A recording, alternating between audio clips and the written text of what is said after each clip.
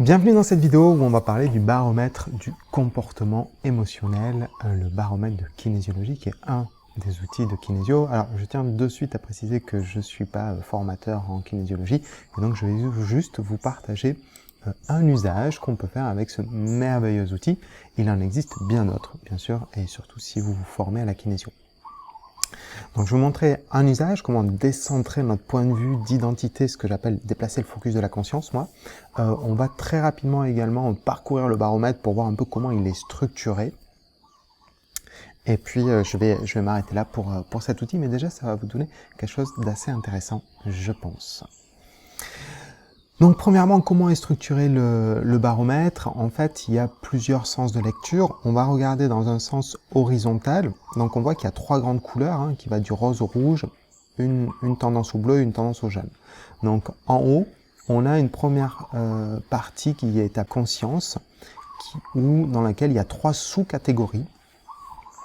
On va y retourner après, donc acceptation, antagonisme, disposition, colère, ressentiment et intérêt. On a ensuite une deuxième partie dessous qui est appelée subconscient, qui est dans des parties bleues où on retrouve des grandes thématiques comme l'hostilité, l'enthousiasme, l'assurance, la peur de perdre, le chagrin et la culpabilité et l'égalité.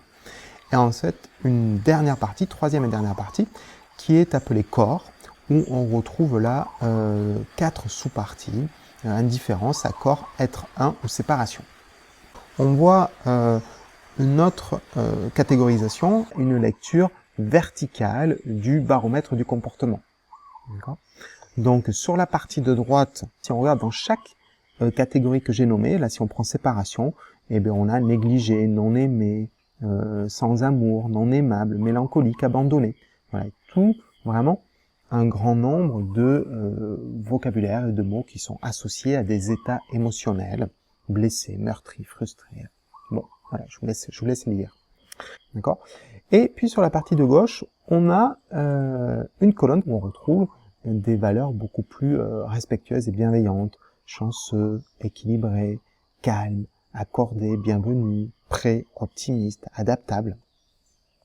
Et donc moi je vais vous inviter à regarder justement dans cette vision droite-gauche, dans cette lecture verticale du baromètre du comportement, je vais vous transmettre un outil, un moyen de l'utiliser. Alors ce moyen, c'est lorsque vous êtes en train de vivre un état émotionnel, disons par exemple que vous vous sentez furieux, et que vous entendez dire « je suis furieux ». Et chaque mot de cette phrase est importante dans le « je suis » et furieux. D'accord ? Je suis indigné, je suis ignoré, je suis déprimé, je suis ruiné. Voilà. Et donc il y a le « je », il y a le « suis », et il y a la valeur que l'on porte dessus. Et lorsque l'on utilise le mot « suis », « je suis », il y a une relation à être, et donc à notre identité profonde. Quel est votre être? Quelle est votre définition, vous, de l'être? Qu'est-ce que c'est pour vous?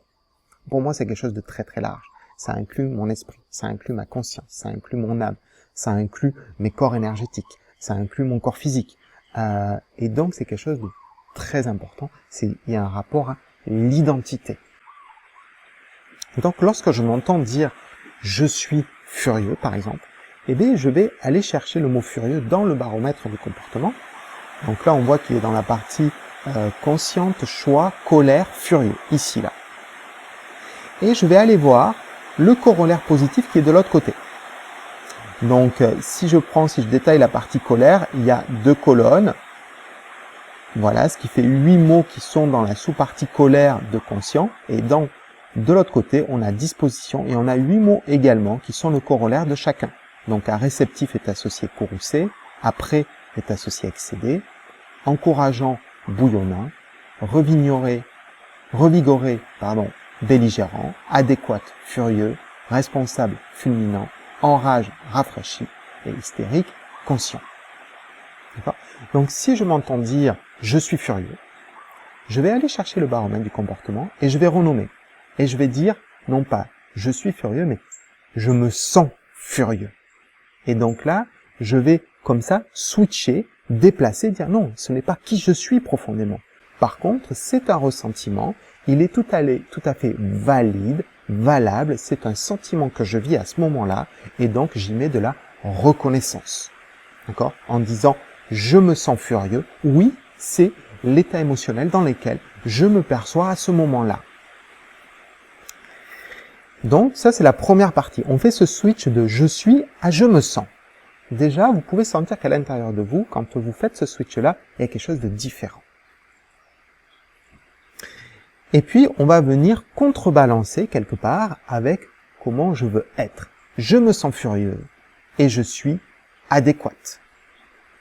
Je me sens furieux dans la colère et je suis adéquate dans la disposition.